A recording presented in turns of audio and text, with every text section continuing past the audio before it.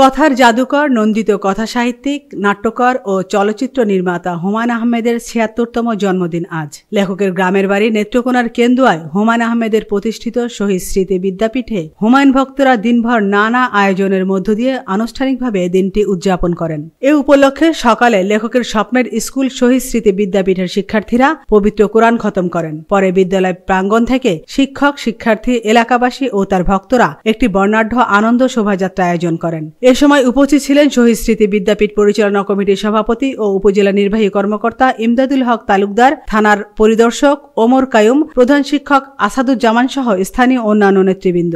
পরে হুমায়ূন আহমেদের প্রতিকৃতিতে আনুষ্ঠানিকভাবে পুষ্পমাল্য অর্পণ ও জন্মদিনের কেক কাটা হয়। সবশেষে বিভিন্ন ইভেন্টে অংশ নেওয়া শিক্ষার্থীদের হাতে পুরস্কারের মাধ্যমে অনুষ্ঠানের সমাপ্তি ঘোষণা করা হয়।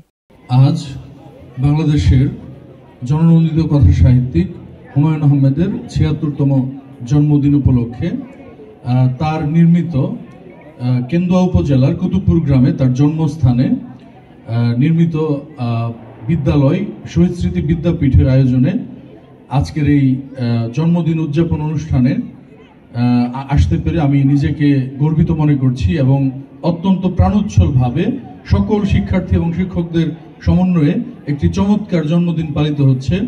আমি আজকে এই জন্মদিনের মাধ্যমে হুমায়ূন আহমেদ স্যারের বিদেহী আত্মার মাগফিরাত কামনা করছি। নন্দিত কথা সাহিত্যিক এবং শহীদ স্মৃতি বিদ্যাপীঠের প্রতিষ্ঠাতা ডক্টর হুমায়ূন আহমেদ স্যারের ৭৬তম জন্মবার্ষিকী দিনটি আমরা বিভিন্ন অনুষ্ঠানের মধ্য দিয়ে পালন করছি। শুরুতেই রয়েছে পবিত্র কোরআন খতম, বর্ণাঢ্য র্যালি, প্রতিকৃতিতে পুষ্পস্তবক অর্পণ, জন্মদিনের কেক কাটা এবং বিভিন্ন সাংস্কৃতিক অনুষ্ঠান।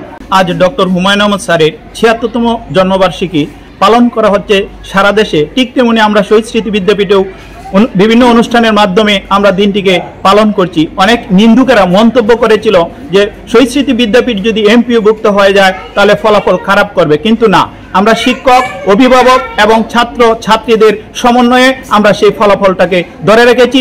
আশা করি আমরা ময়মনসিংহ বিভাগে সেরা প্রথমের তালিকায় এক সময় আমরা থাকবো। ধন্যবাদ আপনাকে।